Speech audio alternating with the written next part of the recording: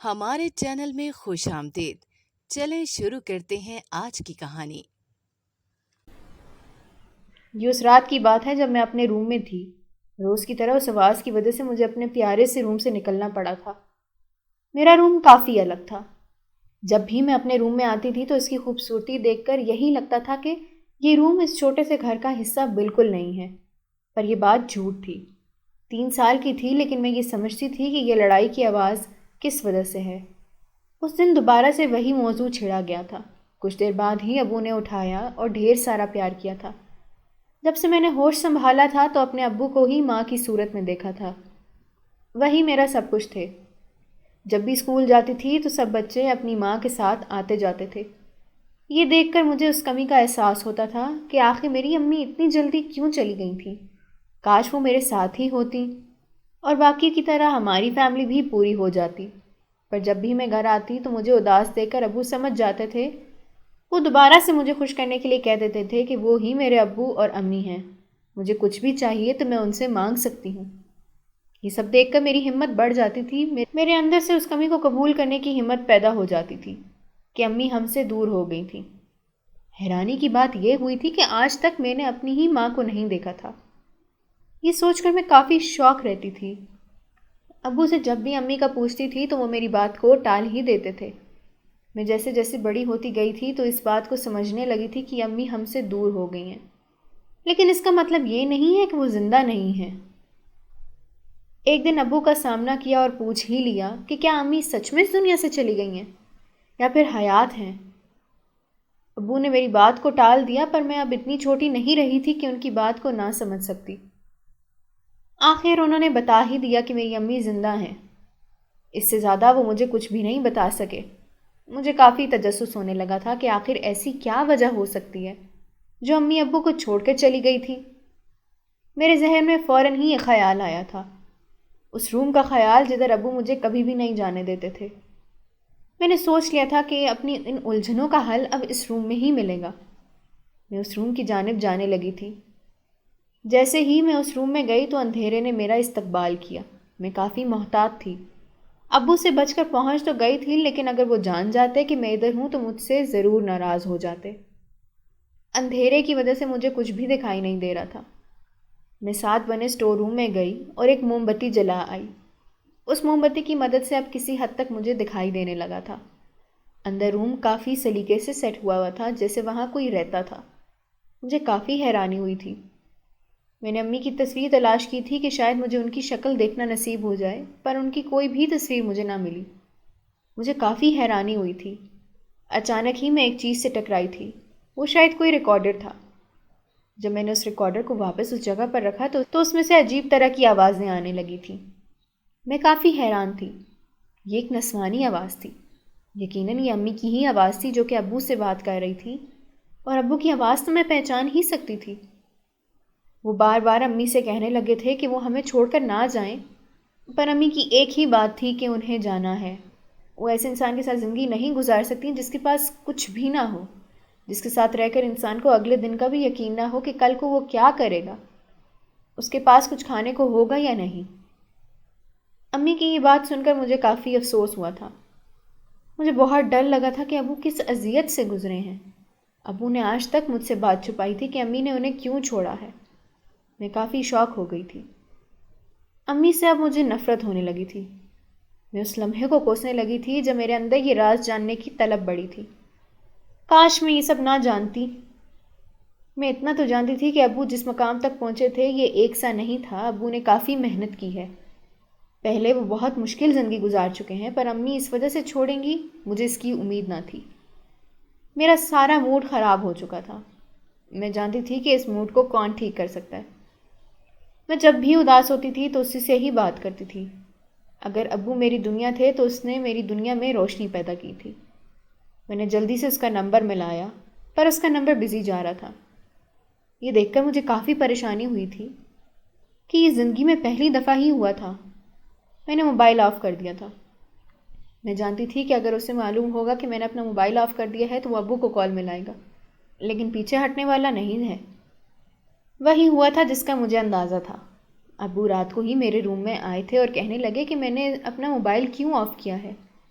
اس نے اتنی کالز کی ہیں وہ کافی پریشان ہوگا۔ پر میں نے کہہ دیا کہ اس کا نمبر بزی جا رہا تھا۔ ابو نے مجھے سمجھایا کہ اس کی بھی فیملی ہے، اس کی بھی لائف ہے۔ میں نے ابو کے سمجھانے پر کچھ دیر بعد اسے فون کیا۔ اس نے بتایا کہ وہ امی سے بات کر رہا تھا۔ یہ بات سن کر میرے منہ کا ذائقہ خراب ہو گیا تھا، لیکن ضروری نہیں تھا کہ جو میں محسوس کرتی ہوں وہ اپنی ماں کے بارے میں وہی محسوس کرے۔ پر مجھے اس پر کافی رشک آیا تھا کہ اس کی ماں اس سے کتنا پیار کرتی ہوگی۔ کاش میری ماں بھی مجھ سے اتنا ہی پیار کرتی تو میں کتنی خوش نصیب ہوتی، میں نے دل میں سوچا تھا۔ ایاز میری دوستی کالج میں ہوئی تھی۔ ایاز نے کسی کو نہیں بتایا تھا، لیکن مجھ سے رہا نہیں جاتا تھا۔ اگر میں کوئی بات ابو سے چھپاتی تھی، اس لیے فوراً ہی اس دوستی کا ابو کو بتایا تھا۔ ابو نے ہر موڑ پر مجھے سپورٹ کیا تھا، جب ہی اس معاملے میں بھی وہ میرے ساتھ ہی تھے۔ اس طرح ایاز اور میری دوستی گہری ہوتی جا رہی تھی۔ میں اس سے کہتی تھی کہ وہ بھی اپنے امی ابو کو بتا دے، پر وہ ڈر کی وجہ سے نہیں بتاتا تھا۔ اگر زندگی میں ابو کے بعد کوئی تھا تو وہ وہی ایاز تھا۔ ابو نے اسے اپنا بیٹا بنایا تھا۔ میں نے ایاز سے کافی ضد کی تھی کہ مجھے اپنی امی اور ابو سے ملوائے، پر ایاز بات کو ٹال دیتا تھا۔ میں جان گئی تھی کہ اس نے میرے متعلق کسی سے بات نہیں کی۔ میں نے اسے سمجھایا تو پھر اس نے اپنی امی ابو کو بتایا تھا۔ اس کے امی ابو بھی مان گئے تھے۔ جب ملوانے کی باری آئی تو اس کے ابو کسی کام سے باہر چلے گئے تھے۔ میں نے اسے کہا کہ وہ مجھے اپنی امی سے تو ملوا دے۔ اس نے میری بات مان لی تھی۔ میں دیکھنا چاہتی تھی کہ اس کی امی کیسی ہیں، ایک ماں کیسی ہو سکتی ہے۔ میں شاید اس چیز کو دیکھنا چاہتی تھی۔ میں اس دن کافی تیار ہو کر اس کی امی سے ملی تھی، اور ملتے ساتھ ہی اس کی امی سے مل کر ایسا احساس ہوا تھا جیسے میں انہیں صدیوں سے جانتی ہوں۔ مجھے کافی اپنائیت ہو رہی تھی۔ اس کی امی کافی اچھے مزاج کی تھی۔ انہوں نے مجھے دیکھا تو دیکھتی ہی رہ گئی تھی۔ کہنے لگی کہ کیا وہ مجھے گلے لگا سکتی ہیں؟ میں یہ دیکھ کر حیران ہو گئی تھی۔ انہوں نے فوراً ہی مجھے گلے لگا لیا تھا اور کافی دیر اپنے سینے سے لگائے رکھا تھا۔ مجھے کافی سکون مل رہا تھا۔ ایسا لگ رہا تھا کہ جو کمی بچپن سے محسوس کی تھی آج وہ کمی پوری ہو گئی تھی۔ پر کچھ دن بعد میں ان سے الگ ہوئی، پر جیسے ہی انہیں دیکھا تو ان کی آنکھیں بھیگی ہوئی تھیں۔ مجھے کافی حیرانی ہوئی۔ مجھے ایاز کی امی کافی اچھی لگی تھی۔ ابو کو بتایا تو وہ بھی حیران ہو گئے کہ آج کی دنیا میں بھی ایسے لوگ ہیں۔ پر ایک دن اچانک ہی ابو کی طبیعت کافی خراب ہو گئی تھی۔ رات کا وقت تھا۔ میں نے جلدی سے ایاز کو فون ملایا تھا۔ وہ جیسے ہی آیا تو اس نے ڈاکٹر کو بلوایا تھا، لیکن اس وقت تک کافی دیر ہو چکی تھی۔ میرا کافی برا حال ہو گیا تھا۔ مجھے یقین نہیں آ رہا تھا کہ اس دنیا میں اب میں اکیلی رہ گئی ہوں، میرا کوئی بھی نہیں ہے۔ یہ چیز مجھ سے ہضم ہی نہیں ہو رہی تھی، پر یہ بات سچ تھی۔ کاش ایسا نہ ہوتا۔ ایاز کی امی نے یہ خبر سنی تو وہ کافی رو رہی تھی۔ انہوں نے مجھے سینے سے لگایا تھا، ایسا لگ رہا تھا کہ وہ میری امی ہو۔ ایک ماں ہی اتنا دلاسا دے سکتی ہے۔ مجھے بھی کافی عجیب لگا تھا۔ ایاز کی قسمت پر مجھے اور بھی رشک آتا تھا، لیکن ضروری نہیں تھا کہ ایاز کی طرح سب کو ہی یہ سب نصیب ہو جاتا۔ اس لیے میں بھی اس حقیقت کو تسلیم کر چکی تھی۔ مجھے سنبھلنے میں کافی وقت لگا تھا۔ ایاز اور اس کی امی نے کوئی کسر نہ چھوڑی تھی کہ وہ میرا موڈ صحیح کر سکیں اور مجھے اس سب سے نکال سکیں۔ ان کی یہ محنت رنگ بھی لے آئی تھی، کیونکہ میں کافی حد تک ٹھیک ہو چکی تھی۔ اس سب میں سب سے زیادہ ایاز کا ہی ہاتھ تھا۔ اسی کی بدولت یہ سب ہوا تھا۔ میں کہیں نہ کہیں اپنے ابو کی موت کا ذمہ دار امی کو ماننے لگی تھی۔ روز رات کو باہر لان میں بیٹھ کر میں روتی تھی۔ اچانک ہی اس رات ایاز کی امی میرے پیچھے آئی تھی۔ وہ اس دن سے میرے ساتھ گھر ہی رہتی تھی۔ میرے کندھے پر جیسے ہی ان کا ہاتھ محسوس ہوا تو میں ڈر گئی تھی۔ انہوں نے مجھے حوصلہ دیا اور وجہ پوچھی کہ میں یہاں کیا کر رہی ہوں۔ جب میں ان سے کہنے لگی کہ اپنی زندگی کی سب سے بڑی دشمن کو بد دعا دے رہی ہوں، ایاز کی امی کا رنگ بدل گیا تھا۔ مجھ سے وہ پوچھنے لگی کہ کون ہے وہ دشمن۔ جب میں نے انہیں بتایا کہ وہ اندازہ بھی نہیں لگا سکتی کہ مجھے پیدا کرنے والی ہی سب سے بڑی دشمن ہے، ایاز کی امی کا رنگ اڑ گیا۔ میں جانتی تھی کہ وہ بھی ایک ماں ہے، لیکن اس وقت میرے جذبات عروج پر تھے۔ مجھے کچھ بھی دکھائی نہیں دے رہا تھا۔ ایاز کی امی کے آنسو بہنے لگے تھے۔ میں ان سے کہنے لگی کہ اس عورت کی وجہ سے وہ اپنے آنسو برباد نہ کریں، کیونکہ وہ عورت اس کی حقدار ہی نہیں ہے۔ اگر آج میرے ابو کی موت ہوئی ہے تو اس کی ذمہ دار بھی وہ عورت ہے۔ ایاز کی امی اور پریشان ہو گئی تھی۔ میں اپنے روم میں چلی گئی تھی، کچھ دیر بعد ہی سو گئی۔ جب نیند میں مجھے محسوس ہوا جیسے کسی نے اپنا ہاتھ میرے ماتھے پر رکھا ہو۔ میں نے جیسے ہی اپنی آنکھ کھولی تو سامنے ایاز کی امی تھیں۔ میں انہیں دیکھ کر حیران تھی کہ وہ یہاں کیا کر رہی تھی۔ میں نے انہیں کافی کہا کہ انہیں یہاں آنے کی کوئی ضرورت نہیں تھی، پر وہ کہنے لگی کہ اب زندگی کے ہر موڑ میں وہ میرے ساتھ ہی کھڑی ہوں گی اور وہ ہمیشہ میرا ساتھ دیں گی۔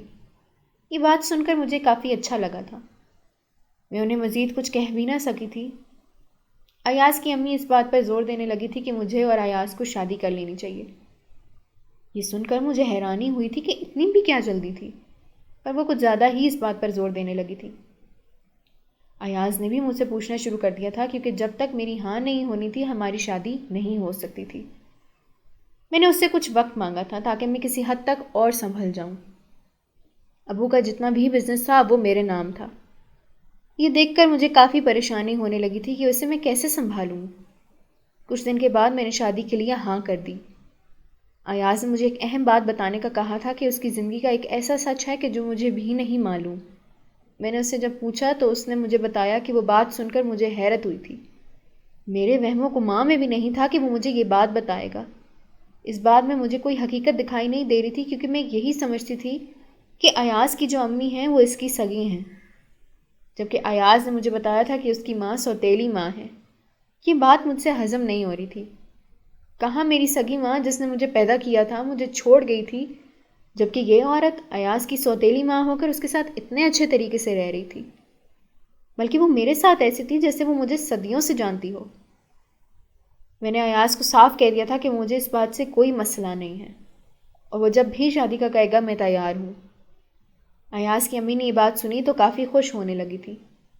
وہ تو اب یہ بھی کہنے لگی تھی کہ جلدی سے بس ہم شادی کر لیں تاکہ میں ان کی بہو بن جاؤں، لیکن وہ کہتی تھی کہ میں ان کی بہو نہیں بلکہ بیٹی بن کر آؤں گی۔ مجھے کافی خوشی ہوتی تھی۔ ایاز و میری شادی کی تاریخ رکھ دی گئی تھی جو کہ بالکل 1 ماہ بعد تھی۔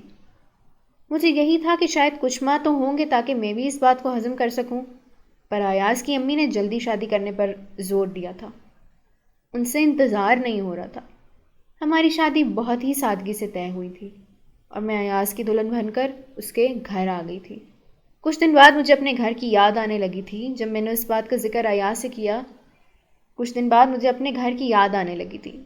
جب میں نے اس بات کا ذکر ایاز سے کیا تو ایاز اور اس کی امی کا کہنا یہی تھا کہ بے شک ہم لوگ میرے گھر چلے جائیں۔ ان کی بات سن کر مجھے کافی خوشی ہوئی تھی۔ میں واپس اپنے گھر رہنے کے لیے آ گئی تھی، پر میں نے ایاز کی امی کو بھی کہا تھا کہ اس گھر کو وہ اپنا ہی گھر سمجھے۔ یہ بات سن کر ان کی آنکھیں نم ہو گئیں۔ میں انہیں آنٹی کہہ کر بلاتی تھی۔ جب وہ میرے منہ سے خود کے لیے آنٹی سنتی تھی تو یہی کہتی تھی کہ میں انہیں ممی کہہ کر بلایا کروں، انہیں کافی اچھا لگے گا۔ میں نے ان کی بات مان لی تھی اور سوچ لیا تھا کہ اب انہیں ممی کہہ کر ہی بلاؤں گی۔ وہ مجھے کافی باتیں کہتی تھی، جیسے میں نے ان پر احسان کیا ہو جو اتنے کم وقت میں بھی ان کی بیٹی کی شادی ہو۔ وہ میری احسان مند تھی۔ میں اس بات پر انہیں کہتی تھی کیونکہ آج تک میں نے اپنی ماں کو محسوس نہیں کیا تھا۔ وہ مجھ سے میری ماں کے متعلق پوچھنے لگی تھیں۔ جب میں نے انہیں سب کچھ بتا دیا کہ کیسے امی نے ابو کو پیسوں کے لیے چھوڑ دیا تھا تو وہ کافی شوق ہو گئی تھیں۔ میں نے ان کی بہت تعریف کی کہ وہ میری ماں نہ ہو کر بھی ماں سے بڑھ کر ہو گئی ہیں۔ اس بات پر وہ کہنے لگی کہ ایسی بات نہ کروں اور انہیں اپنی ماں ہی سمجھوں۔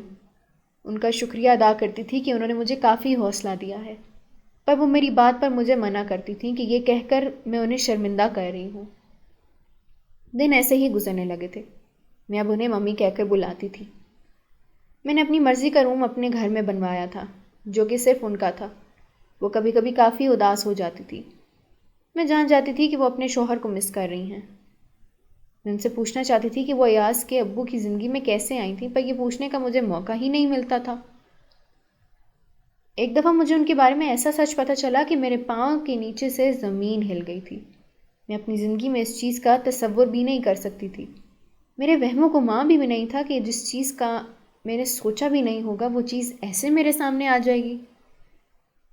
مجھے اب ایاز کی امی سے کافی کوفت ہو گئی تھی۔ میرا سر چکرانے لگا تھا، لیکن یہ ایک ایسا سچ تھا کہ جو کہ ایاز کو بھی نہیں بتا سکتی تھی۔ مجھے اتنا بڑا دھوکہ ملا تھا، میرا دم گھٹنے لگا تھا۔ ایاز کی امی مجھ سے بات کرنے کی کوشش کرتی تھی لیکن میں ان کی بات سنی انسنی کر دیتی تھی۔ میں ان کی طرف دیکھنا بھی نہیں چاہتی تھی۔ مجھے ان کے وجود سے نفرت ہونے لگی تھی۔ ان کے آس پاس رہنے سے مجھے کافی کوفت ہوتی تھی۔ میرا دل کرتا تھا کہ میں وہاں سے اٹھ کر کسی اور دنیا میں چلی جاؤں، پر یہ کیسے ممکن ہو سکتا تھا؟ میں ذہنی دباؤ کا شکار ہو گئی تھی، لیکن ایسا ہوا کیا تھا جو مجھے یہ سب ہوا تھا؟ یہ اس دن کی وجہ سے ہوا تھا جب ایاز کی امی کی سالگرہ تھی اور ہم دونوں ان کے لیے سرپرائز پلان کر رہے تھے۔ جب ہی ہم نے انہیں باہر بھیج دیا تھا تاکہ وہ اپنی فرینڈس کے ساتھ شاپنگ کر سکیں، وہ باہر چلی گئی تھیں۔ جب ہم گھر میں سرپرائز کی تیاری کرنے لگے تھے، ایاز باہر کا کام سنبھال رہا تھا اور کیٹرنگ کا کام دیکھ رہا تھا، جبکہ میں ممی کی روم کی ساری سجاوٹ دیکھ رہی تھی۔ گیراج میں یہ سب کرنے کا پلان تھا، لیکن بارش نے سارا پلان فلاپ کر دیا تھا۔ جب ہی ہم نے یہ سارا سرپرائز اندر کرنے کا منصوبہ بنایا تھا، میں ممی کے روم کو صاف کر رہی تھی جس میں کچھ چیزیں بے ترتیب تھیں، باقی سب سیٹ تھا۔ اچانک ہی ان کا ٹاول میں نے الماری میں رکھا جب میری نظر الماری میں پڑے ایک البم میں گئی تھی۔ وہ البم تو کافی پرانا لگ رہا تھا۔ میں سوچ میں پڑ گئی تھی کہ ایاز کے امی ابو کی شادی تو کافی لیٹ ہوئی تھی، پھر یہ البم کس چیز کا ہے؟ مجھے ایسا لگا تھا جیسے کوئی چیز ہوگی جو مجھے معلوم نہیں۔ یہ دیکھ کر میں نے وہ البم اپنے ساتھ لے لیا تھا اور روم میں آ گئی تھی تاکہ آرام سے وہ البم کھول کر تصویریں دیکھ سکوں۔ ساری سجاوٹ ہو گئی تھی۔ میں روم میں آ کر تیار ہو گئی تھی، کافی اچھا سا میک اپ کیا تھا اور البم دیکھنے لگی تھی۔ جب البم میں پہلی تصویر دیکھی تو میرے ہوش اڑ گئے تھے۔ یہ کیا دیکھ رہی تھی میں؟ میرا دماغ سن ہو چکا تھا۔ مجھے ایسا لگا تھا جیسے یہ سب سراب رہا۔ ایاز کی ممی میرے ابو کے ساتھ اس فوٹو میں کیا کر رہی تھی، وہ بھی دلہن کے روپ میں؟ اس بات کا ایک ہی مطلب ہو سکتا تھا جو کہ میں سمجھ گئی تھی۔ مجھے کافی کوفت ہونے لگی تھی۔ میں نے کبھی تصور بھی نہیں کیا تھا کہ ایسا بھی ہو سکتا ہے۔ ہر ایک فوٹو کے بعد میرا یہی حال تھا۔ ایک فوٹو میں ان کے درمیان ایک گڑیا کی طرح میں کھڑی تھی۔ میرے آنسو روا ہو گئے تھے۔ میں نے وہ البم دور اچھالا تھا۔ خود کو میرا عکس آئینے میں دکھائی دیا تھا۔ وہ عورت دھوکے باز تھی جس کے لیے میں اتنا تیار ہوئی تھی۔ میں نے جلدی سے اپنا میک اپ صاف کیا تھا اور اسی حالت میں بیڈ پر لیٹ گئی تھی۔ میرا دل کیا تھا کہ جتنی بھی سجاوٹ کی ہے وہ ساری تباہ کر دوں، پر نہ جانے کس چیز کے اثر میں ایسا نہ کر سکی۔ ایاز کو اس بارے میں کچھ بھی معلوم نہ تھا۔ ایاز نے اکیلے ہی ممی کو سرپرائز دیا تھا۔ میں نے اس سے کہہ دیا تھا کہ میرے سر میں شدید درد ہے۔ ممی نے یہ سنا تو بھاگ کر میری جانب آئیں۔ وہ کافی فکر مند تھیں۔ مجھے ان کی یہ فکر زہر لگ رہی تھی، لیکن میں چاہ کر بھی خود پر کنٹرول نہ کر سکی اور میرا غصہ ایک لاوا کی طرح پھٹ گیا تھا۔ ان کے سامنے میں نے اس چیز کا اقرار کیا تھا کہ مجھے سب کچھ معلوم ہے، کہ وہ میری اصلی ماں ہے۔ جب ایاز نے یہ بات سنی تو وہ کافی شاک ہوا تھا۔ امی ندامت کی وجہ سے نظریں جھکا کر کھڑی تھیں، پر جیسے ہی میں جانے لگی تھی انہوں نے مجھے روک لیا تھا اور کہنے لگی تھی کہ کوئی بھی سزا دینا چاہو میں دینے کا حق رکھتی ہوں، لیکن ایسے منہ پھیر کر میں بالکل نہ جاؤں۔ میں نے خود سے ان کا ہاتھ چھڑوایا تھا۔ میں اکیلی باہر جانا چاہتی تھی جب ایاز زبردستی میرے ساتھ بیٹھ چکا تھا۔ اس نے مجھے کافی سمجھایا تھا کہ اس کی امی دنیا کی سب سے اچھی امی ہے اور ہمیشہ پیار کیا ہے۔ وہ روز رات کو اپنی اس اولاد کے بارے میں سوچ کر روتی تھیں جنہیں وہ چھوڑ آئی تھیں، لیکن اس کے علاوہ ان کے پاس کوئی چارہ نہ تھا۔ مجھے اس کی بات سن کر غصہ آیا تھا کہ اگر کوئی چارہ نہ تھا تو کیا یہ بات انہیں صحیح لگی تھی کہ وہ مجھے اور ابو کو چھوڑ کر ایسے دوسرے انسان کے پاس چلی جائیں؟ ایاز مجھے بتانے لگا کہ اس میں ان کا کوئی قصور نہیں تھا، بلکہ جو کیا تھا اس کے ابو نے کیا تھا، مجھے اس کی بات پر کوئی یقین نہ تھا۔ میں نے سوچ لیا تھا کہ اس گھر میں مجھے دوبارہ نہیں جانا ہے، پر ایاز کی ضد نے مجھے کمزور کر دیا تھا اور میں مجبور ہو کر دوبارہ اس گھر میں چلی گئی تھی۔ میں نے بھرپور کوشش کی تھی کہ ایسے کام کروں جب ممی مجھ سے تنگ آ جائیں۔ یہ ایک قسم کا بدلہ تھا جو میں ان سے لینا چاہتی تھی۔ میں اب ہر وہ کام کرتی تھی جو کہ مجھے بالکل نہیں کرنا چاہیے تھا۔ کبھی کھانا بناتی تھی لیکن اس میں اتنی مرچیں ڈالتی تھی جو امی کے حلق میں لگ جاتی تھی۔ یہ وہ برداشت نہیں کر پاتی تھی، ان کی حالت خراب ہو جاتی تھی، لیکن وہ کسی سے کچھ بھی نہیں کہتی تھی۔ میں ان کا صبر دیکھ کر شوق ہو جاتی تھی۔ مجھے نہیں لگتا تھا کہ زندگی میں کبھی ان کے ساتھ ٹھیک رہ سکوں گی، لیکن کچھ بھی ہو سکتا تھا، یہ دیوار بھی اپنی جگہ سے ہٹنے لگی تھی۔ ناظرین، اگر آپ کو ہماری کہانی اچھی لگی ہے تو ویڈیو کو لائک کریں، شیئر کریں اور ہمارے چینل کو سبسکرائب کریں۔ اگلی ویڈیو تک اجازت دیں۔ اللہ حافظ۔